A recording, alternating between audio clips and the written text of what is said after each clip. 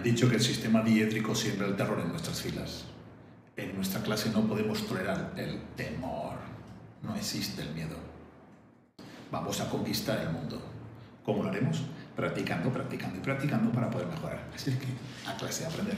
Hola, bienvenidos. En la clase de hoy aprenderemos a hallar la proyección y la verdadera magnitud de la mínima distancia entre un punto y un plano.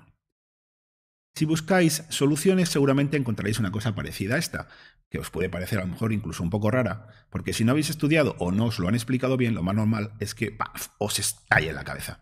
Y no queremos eso. Lo que queremos es que os parezca sencillo y fácil. Por eso vamos a intentar hacerlo de una forma amena.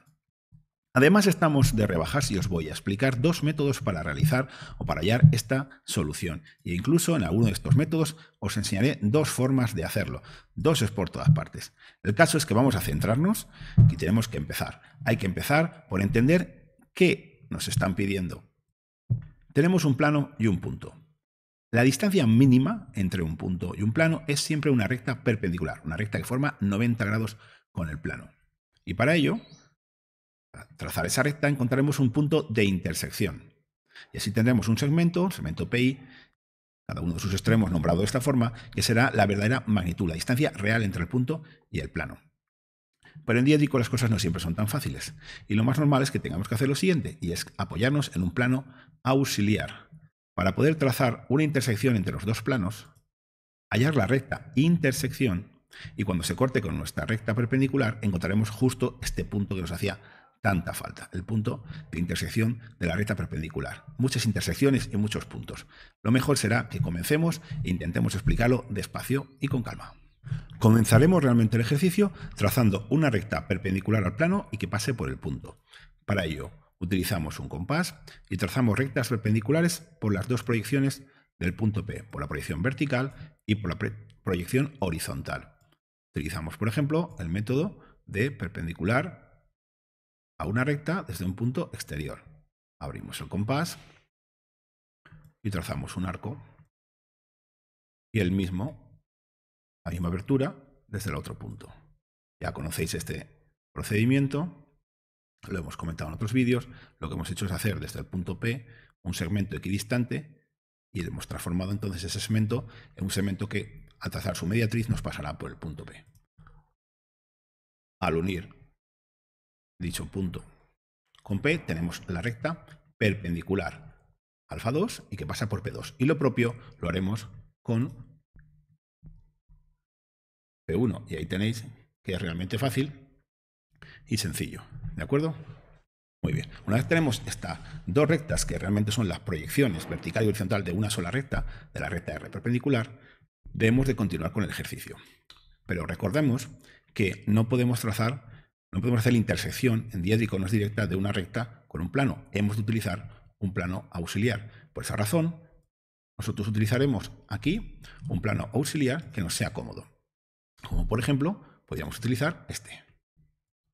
Prolongamos R2 hasta que corte la línea de tierra y ahora trazamos una línea perpendicular a la línea de tierra.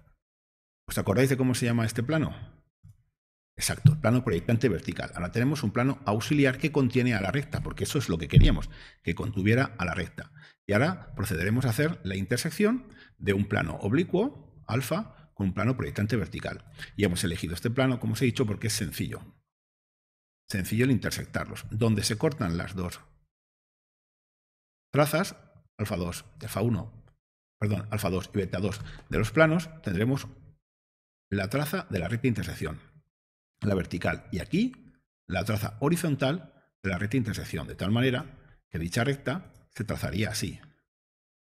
Uniendo las trazas, obtendríamos las proyecciones de la recta intersección. No os preocupéis si voy rápido, porque lo dejo aquí bien normalizado. Tenemos V de la recta intersección 2' y V' de la recta intersección. Y lo propio con las trazas H.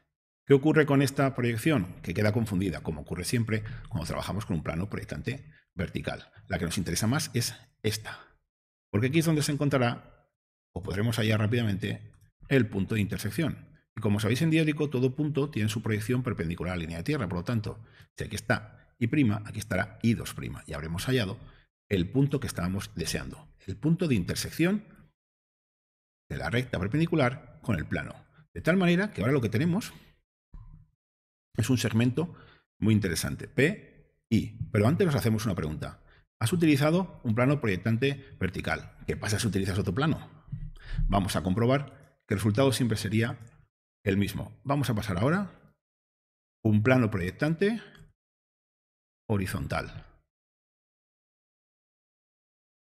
Y como hemos dicho, la intersección se realiza uniendo las trazas.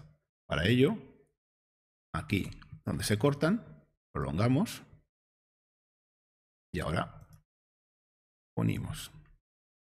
Y exactamente se ha cortado en la proyección de I2. Luego bajaríamos y encontraríamos I1.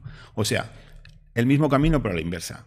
Pero siempre obtendríamos el resultado. No es, por lo tanto, imprescindible crear un plano, utilizar un plano proyectante vertical, sino un plano que contenga a la recta. Cuando hemos realizado esto, lo que habremos obtenido será P, que ya lo teníamos, y habremos obtenido el punto de intersección. Tendremos ya un segmento que contendrá la verdadera magnitud. En la realidad, aquí estamos trabajando en oblicuo. Tenemos una proyección oblicua. Y ahora es como si el resto del ejercicio desapareciera y nos tuviéramos que centrar solamente en encontrar la distancia mínima entre dos puntos. Pues vamos a proceder a hallar la distancia en verdadera magnitud que existe entre los puntos P y I. Para ello, lo primero que haremos será coger una línea paralela a la línea de tierra y que pase por el punto I hasta que corte a la línea que une los puntos P' y P2'. ¿Para qué? Para tener la diferencia de cotas, o sea, la cota del punto I se resta a la cota del punto P, y así nos queda lo que se llama diferencia de cotas. Aquí la tenemos. Y ahora trazaremos una recta perpendicular desde P'. Ya sabéis, con el método que hemos hecho al inicio del vídeo, tendremos una recta perpendicular y trasladaremos esta cota que tenemos aquí, con un compás, por ejemplo, la puedes llevar, yo lo estoy realizando con el programa, y la ponemos encima. Repito, es sencillo hacerlo con un compás, que es como debemos de transportar las distancias, las magnitudes lineales. Cogemos, ¿veis? Y la transportamos. Cuando tengamos aquí la diferencia de cotas, la uniremos con la proyección horizontal del punto I, y lo que obtendremos será, ahora sí, la verdadera magnitud, la distancia real, no la distancia oblicua, sino la distancia real entre los dos puntos. Toma, Zasca Plus, ejercicio solucionado. Pero claro, habíamos prometido dar algunas opciones más. ¿Qué pasa si en vez de utilizar la diferencia de cotas, utilizo la diferencia de alejamientos? O sea, resto, realizando una línea paralela a la línea de tierra por el punto I' o I'1, resto el alejamiento de uno al alejamiento del otro y tengo la diferencia de alejamientos. Pues haremos lo mismo que hemos hecho antes por la inversa. Trazaremos una recta perpendicular, en este caso por P2', y una vez que la tengamos, trasladaremos con el compás la magnitud sobre ella, para unir luego ese extremo con I2 y volveremos a tener la verdadera magnitud y sale exactamente la misma distancia. O sea, que no hay problema si elegís la diferencia de alejamientos o elegís la diferencia de cota. Elegir aquella que os sea más cómoda y que interrumpa menos dentro del ejercicio. Pero os había prometido una segunda forma para realizar el ejercicio. O sea, podemos preguntarnos, ¿y si en vez de diferencia de cotas o alejamientos realizo un giro? Eso puede ser un problema. ¿Por qué? Porque la recta que tenemos es oblicua y en una recta oblicua no puedo en diédrico medir distancias reales. He de buscar otra fórmula. ¿Qué os parece si, por ejemplo, probamos una recta frontal? ¿Qué por qué? Porque la recta frontal, que tiene una proyección paralela a la línea de tierra, tiene una segunda proyección, la vertical, muy interesante, porque está en verdadera magnitud, en una magnitud real. O sea, los puntos que yo elija, uno u otro, las distancias que yo mida sobre esta proyección serán reales. Si consigo transformar mi recta, en este caso oblicua, en una recta frontal, tendría el ejercicio solucionado. Pues vamos a ello. El primer paso, ¿cuál va a ser? El primer paso será trazar una recta una recta paralela a la línea de tierra y que pase por la proyección horizontal del punto I. Sobre dicha proyección con el compás, mediré la distancia que hay hasta P y transportaré dicha magnitud sobre esta recta paralela. De esta manera obtendremos un punto P sub 1'. Hemos cogido el punto y lo hemos girado. En estos giros no podemos quedarnos solamente con una proyección girada, hay que girar la otra. Para ello debemos de coger, trazar una recta perpendicular. Sabéis que todos los puntos en diédrico tienen sus proyecciones en una recta perpendicular. Y ahora, si habéis estudiado un poco cómo son los giros, lo sabréis, y si no, pues lo vais a aprender ahora. Hemos de trazar una recta paralela a P2 hasta que corte a nuestra recta. Y ahí es donde estará la otra proyección del punto.